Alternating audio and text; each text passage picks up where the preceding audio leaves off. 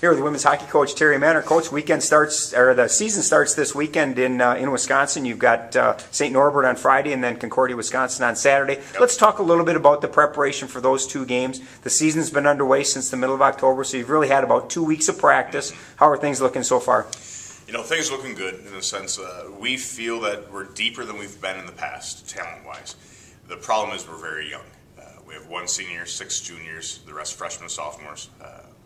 You know, yesterday was the first day we worked on power play because we were trying to work on everything else. And it's going into the weekend. We have 2 weeks. I wish we had a couple more weeks before the weekend, but it's best going in. The best way to learn is by going in and playing the games and then learning from those. Let's kind of break down the different areas of the game. Offensively, you lost a lot of firepower. Nicole Olsen graduated. She'd been your leading scorer the last couple of years. Erin Stenseth isn't back this year. Dana Cruiser graduated. You graduated a lot of your offense. As you look at this team, nice to have Brianna Peterson back, an honorable mention all-conference pick as a freshman last year. But how do you approach the offensive end of the rink this year? Good question. Obviously, losing who we did lose, both seniors, and then you mentioned Aaron for injuries. We lost a lot. We lost a lot of leadership. We lost a lot of understanding. You know, I mentioned to the coaches yesterday that as far as teaching this year, we got to go back to complete basics because of what we lost. We lost people who knew what they were doing. Offensively, I mean, the bottom line is we haven't been very good offensively. I mean, we won 8 overtimes last year. Games in which I felt we could have won all 8 of them in regulation had we scored more. You know, Oli being 3 years in a row, she was our leading scorer. Last year, I think she was tied for 33rd in the conference for points. So bottom line, we have to get better scoring goals. Hopefully we have that, and we'll see. One of the nice advantages is on the other end of the ice, Sarah Gustafson's back again this year. She had a great year last year. Saw a lot of action. As you head into this year, obviously she's probably your number 1, but are you going to have to rely on her as much as you did last year? I don't think so. And obviously our circumstances last year were very unique. You know, we have Tori who's coming in as a freshman.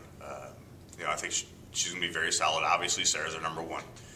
But it's going to be nice to give her a spell every now and then so she can rest up a little bit. How important is that? You know, we talked last year, I mean, Sarah played virtually every game, especially second semester. I'm sure the goalie wants to play every game, but it is important to give them a breather now and then just to stay sharp. Oh, it's very important to give them a breather.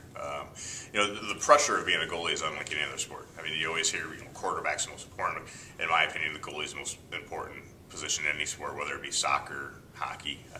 Giving her a little break mentally is always good. And physically, you know, she has some knee issues that we were concerned about last year. We would give her breaks during practice, but when it comes to game, we had to lean on her. So this year having Tori is going to be nice. Well, let's talk a little bit about the season now. You look at last year, you had, you know, you mentioned you had 8 overtime games. 6 of them ended up in ties, a school record for ties. You know, you look at that and really a break here or there, and all of a sudden, instead of being 7, 12, and 6, you could very easily have been 13 and 12. Talk a little bit about your approach this year. Maybe, you know, how you stay away from those tight games and maybe get the lead to begin with early. Again, it comes down to scoring. You know, defensively, we were one of the better teams within our conference as far as goals against. So, bottom line, it comes down to scoring.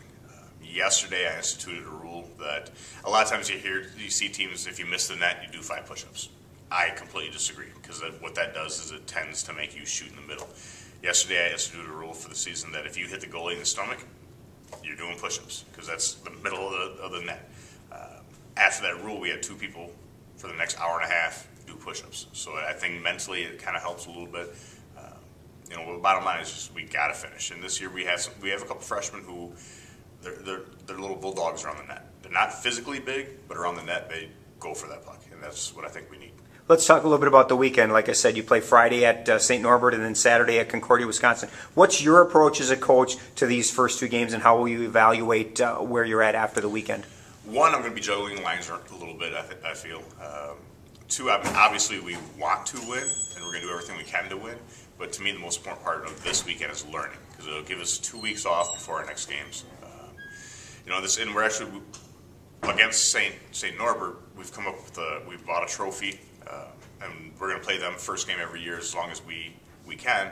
It's called the Card Night Cup, so we got a little more motivation as to who's going to bring home that trophy. We've won the last 2 years, and you know, hopefully we can continue. Friday night, you open up the season against St. Norbert, and then you head to Mequon, Wisconsin on Saturday to take on Concordia, Wisconsin. Good luck, Coach. Thank you.